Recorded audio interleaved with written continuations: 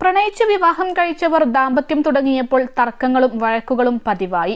ഒടുവിൽ പിണങ്ങി വീട്ടിൽ പോയ ഭാര്യ, ഒടുവിൽ വീട്ടിൽ കയറി ഭാര്യയെ വെട്ടിക്കൊലപ്പെടുത്തിയ ഭർത്താവ്. വാഴക്കുളത്തെ നടുക്കിയ കൊലപാതകമായിരുന്നു അനുമോൾ എന്ന യുവതിയുടേത്. വാഴക്കുളം ചെമ്പറക്കി 4 സെന്റ് കോളനിയിലാണ് ഭർത്താവ് ഭാര്യയെ വെട്ടിക്കൊലപ്പെടുത്തിയത്. പാക്കാട്ടുമോളം രവിയുടെ മകൾ അനുമോളാണ് മരിച്ചത്.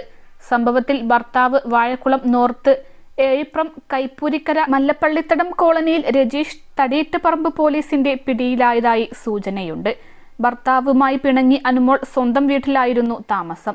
അടുത്തിടെ ഇരുവരും തമ്മിലുള്ള പ്രശ്നങ്ങൾ പറഞ്ഞു തീർത്തിരുന്നതായി ബന്ധുക്കൾ പറഞ്ഞു. ഇന്നലെ രാവിലെ അനുമോളുടെ മാതാപിതാക്കൾ ജോലിക്ക് പുറത്തുപോയ സമയത്തായിരുന്നു കൊലപാതകം.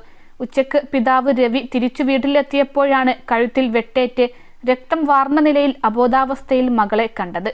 നാട്ടുകാരുടെ സഹായത്തോടെ ആലുവ രാജഗിരി ആശുപത്രിയിൽ പ്രവേശിപ്പിച്ചു. 2 മരിച്ചു.